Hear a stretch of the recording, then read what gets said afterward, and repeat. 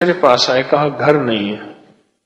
اچانک سورۃ اخلاص کی یہ فضیلت میں نے جزاء الاعمال ایک چھوٹی سی کتابچہ ہے، اس میں حکیم الامت کی چھوٹی سی کتاب ہے، میں نے اس میں پڑھی تھی یہ روایت۔ مجھے یاد آئی اچانک کہ جو 10 دفعہ پڑھے گا اس کا جنت میں ایک محل بنے گا، جو 20 دفعہ، حتیٰ کہ اس روایت میں 100 دفعہ تک ہے کہ جو 100 دفعہ پڑھے گا اس کے جنت میں 10 محل بنیں گے۔ میں نے سوچا جنت میں جس عمل کی وجہ سے محل بن جاتے ہیں دنیا میں کیوں نہ بنیں گے؟ ایسی دل میں اللہ نے ڈالی۔ میں نے کہا 10 دفعہ سورۃ اخلاص پڑھا کر اللہ مجھے دنیا کا محل عطا فرما، جس 10 دفعہ پڑھنے پہ تو آخرت کا محل دے گا، تیرے لیے کون سی دیر ہے، مجھے دنیا میں جنت کا محل عطا فرما دے۔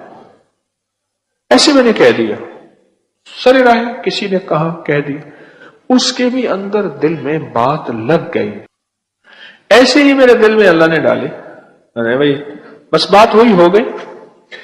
کوئی عرصہ دراز کے بعد، مجھے پتہ نہیں کتنے عرصے کے بعد مجھے بندہ ملا، مجھے بڑے آ کے شوق سے ملا، اور تو مجھے کہنے لگا پہچانا آپ نے مجھے؟ میں کہا احساس تو ہو رہا۔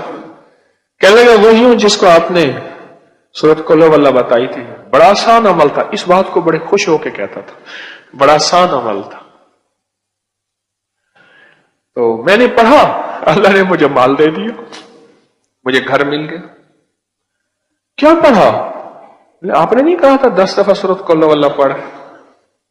اور وہ آپ نے ایک حدیث سنائی تھی کہ حدیث میں آتا ہے کہ جس آقا کا فرمان ہے کہ جو بندہ 10 دفعہ سورۃ قل ہو اللہ پڑھے گا اس کو جنت میں محل ملے گا۔